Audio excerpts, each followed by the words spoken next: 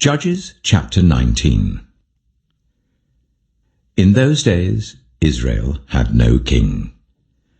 Now a Levite who lived in a remote area in the hill country of Ephraim took a concubine from Bethlehem in Judah. But she was unfaithful to him. She left him and went back to her parents' home in Bethlehem, Judah. After she had been there for 4 months, her husband went to persuade her to return. He had with him his servant and 2 donkeys. She took him into her parents' home, and when her father saw him, he gladly welcomed him. His father-in-law, the woman's father, prevailed on him to stay. So he remained with him 3 days, eating and drinking and sleeping there. On the 4th day they got up early, and he prepared to leave. But the woman's father said to his son-in-law, "Refresh yourself with something to eat. Then you can go." So the 2 of them sat down to eat and drink together. Afterwards the woman's father said, "Please stay tonight and enjoy yourself." And when the man got up to go, his father-in-law persuaded him, so he stayed there that night. On the morning of the 5th day, when he rose to go, the woman's father said, "Refresh yourself. Wait till afternoon." So the 2 of them ate together. Then when the man with his concubine and his servant got up to leave, his father-in-law, the woman's father, said, "Now look, it's almost evening. Spend the night here. The day is nearly over. Stay and enjoy yourself. Early tomorrow morning you can get up and be on your way home." But, unwilling to stay another night, the man left and went towards Jebus, that is, Jerusalem, with his 2 saddled donkeys and his concubine. When they were near Jebus, and the day was almost gone, the servant said to his master, "Come, let's stop at this city of the Jebusites and spend the night." His master replied, "No, we won't go into any city whose people are not Israelites. We will go on to Gibeah." He added, "Come, let's try to reach Gibeah or Ramah and spend the night in one of those places." So they went on, and the sun set as they neared Gibeah in Benjamin. There they stopped to spend the night. They went and sat in the city square, but no one took them in for the night. That evening, an old man from the hill country of Ephraim, who was living in Gibeah, the inhabitants of the place were Benjaminites, came in from his work in the fields. When he looked and saw the traveller in the city square, the old man asked, "Where are you going? Where did you come from?" He answered, "We are on our way from Bethlehem in Judah to a remote area in the hill country of Ephraim, where I live. I've been to Bethlehem in Judah, and now I am going to the house of the Lord. No one has taken me in for the night.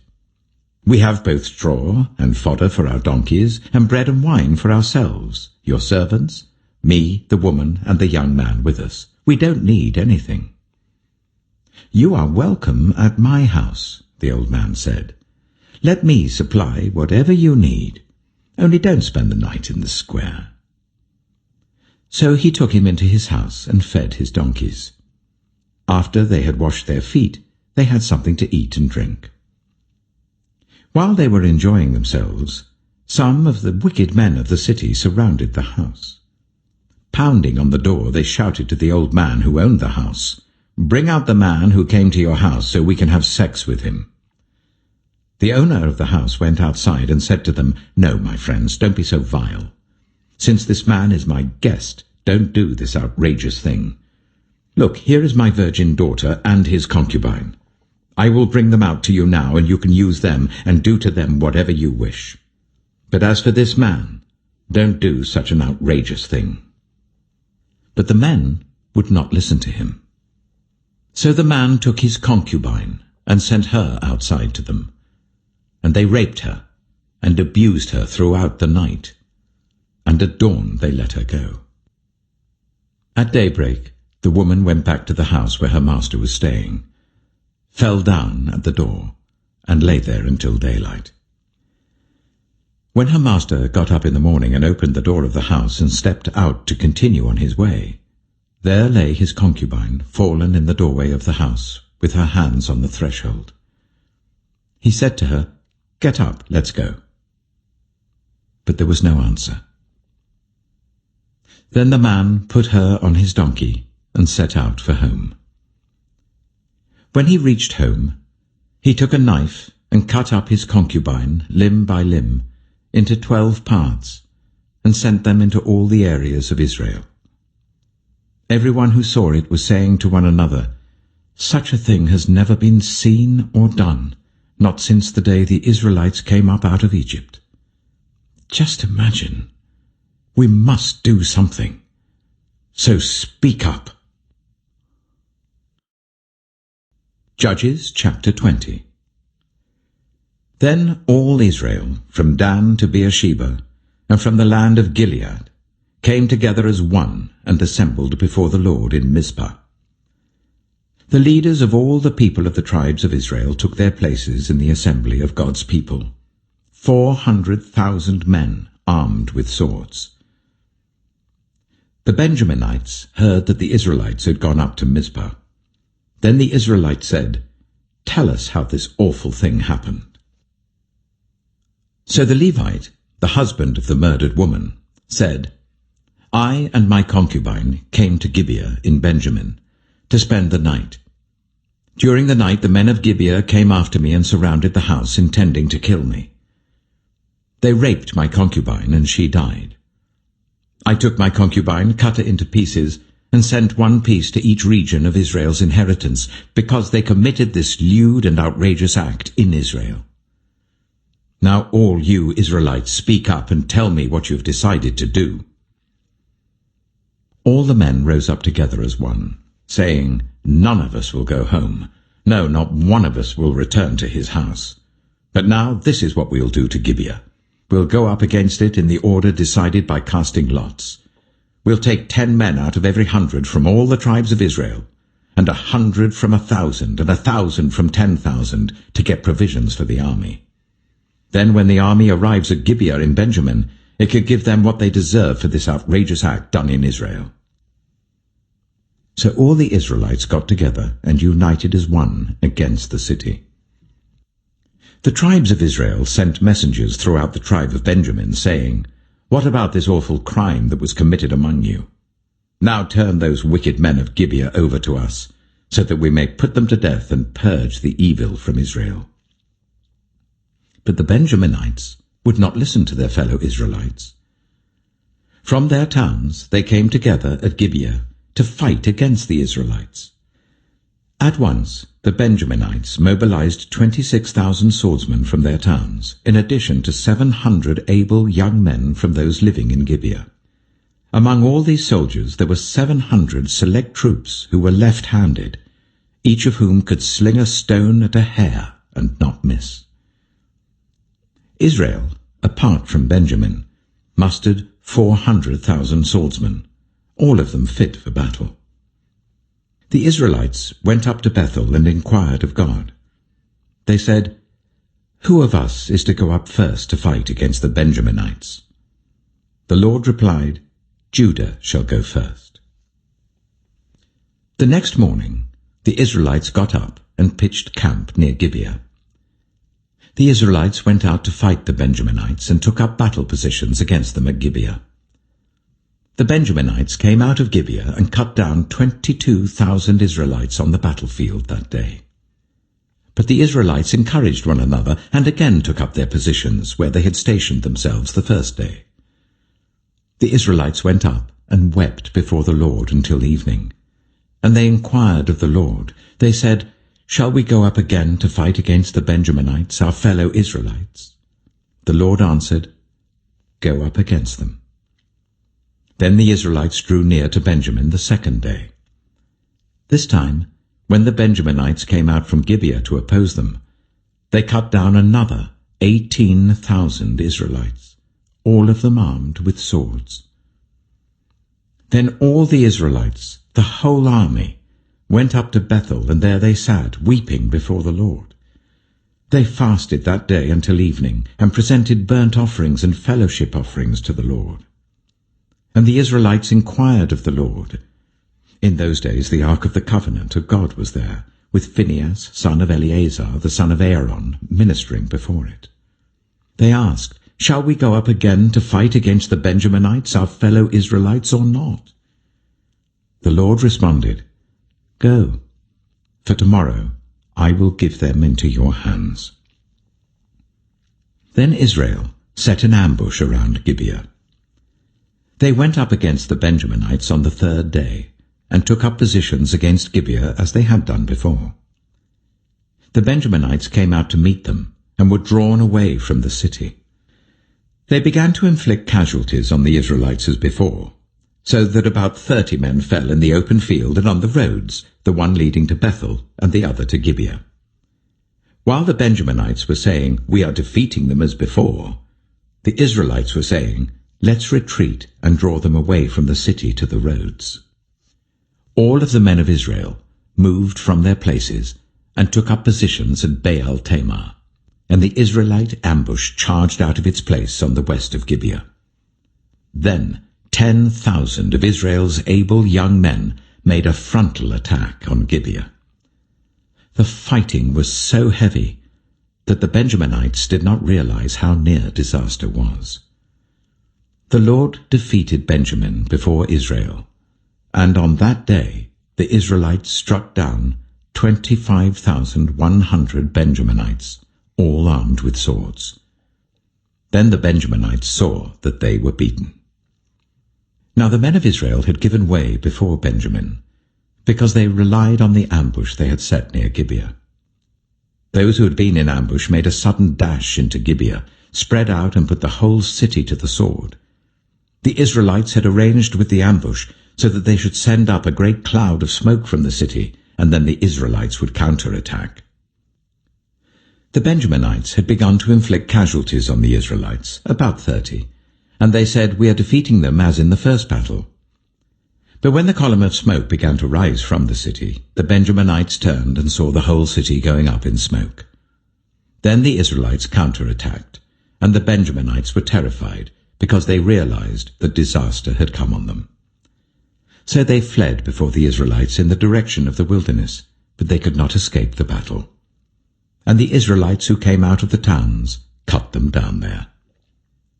They surrounded the Benjaminites, chased them, and easily overran them in the vicinity of Gibeah on the east. 18,000 Benjaminites fell, all of them valiant fighters.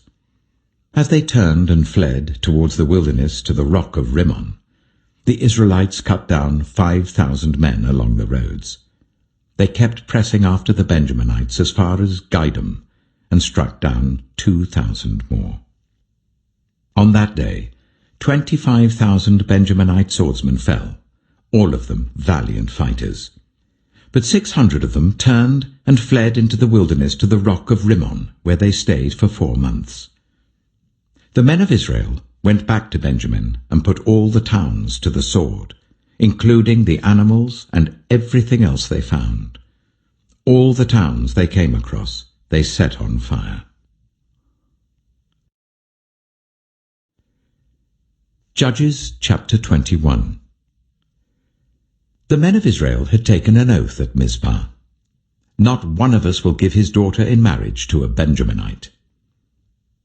The people went to Bethel, where they sat before God until evening, raising their voices and weeping bitterly. "Lord, God of Israel," they cried, "why has this happened to Israel? Why should one tribe be missing from Israel today?" Early the next day the people built an altar and presented burnt offerings and fellowship offerings. Then the Israelites asked, "Who from all the tribes of Israel has failed to assemble before the Lord?" For they had taken a solemn oath that anyone who failed to assemble before the Lord at Mizpah was to be put to death. Now the Israelites grieved for the tribe of Benjamin, their fellow Israelites. "Today one tribe is cut off from Israel," they said.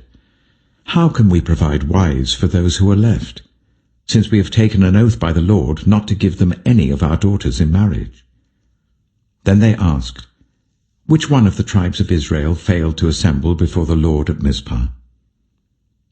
They discovered that no one from Jabesh Gilead had come to the camp for the assembly.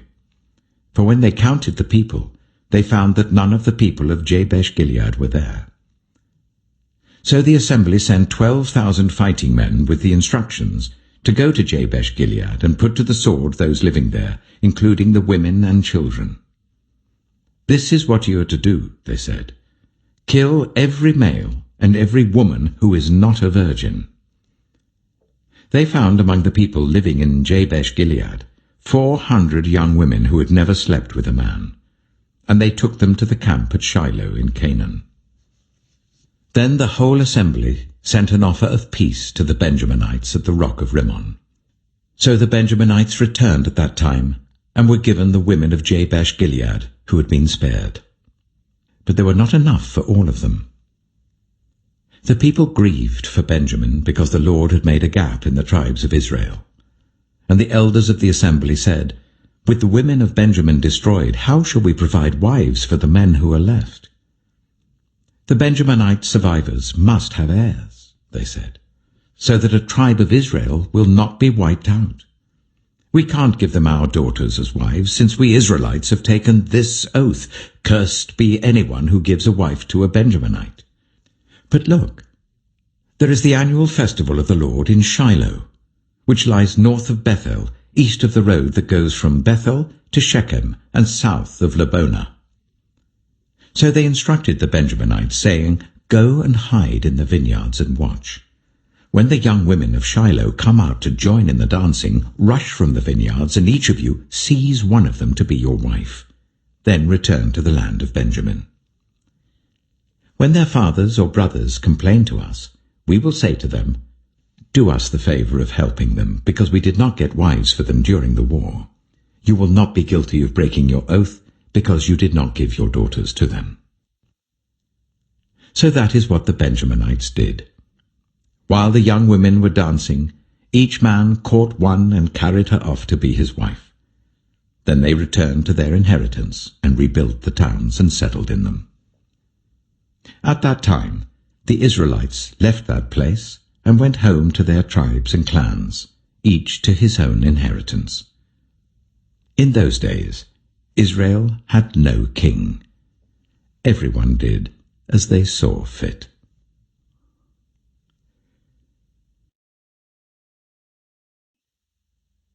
Psalm 79.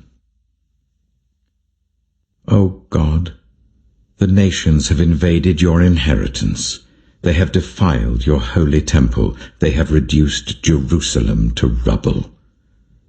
They have left the dead bodies of your servants as food for the birds of the sky, the flesh of your own people for the animals of the wild. They have poured out blood like water all around Jerusalem, and there is no one to bury the dead. We are objects of contempt to our neighbors, of scorn and derision to those around us. How long, Lord, will you be angry forever? How long will your jealousy burn like fire? Pour out your wrath on the nations that do not acknowledge you, on the kingdoms that do not call on your name, for they have devoured Jacob and devastated his homeland. Do not hold against us the sins of past generations. May your mercy come quickly to meet us, for we are in desperate need. Help us, God our Saviour, for the glory of your name. Deliver us and forgive our sins for your name's sake. Why should the nations say, "Where is their God?" Before our eyes make known among the nations that you avenge the outpoured blood of your servants. May the groans of the prisoners come before you. With your strong arm preserve those condemned to die. Pay back into the laps of our neighbors 7 times the contempt they have hurled at you, Lord. Then we, your people, the sheep of your pasture, will praise you forever. From generation to generation, we will proclaim your praise.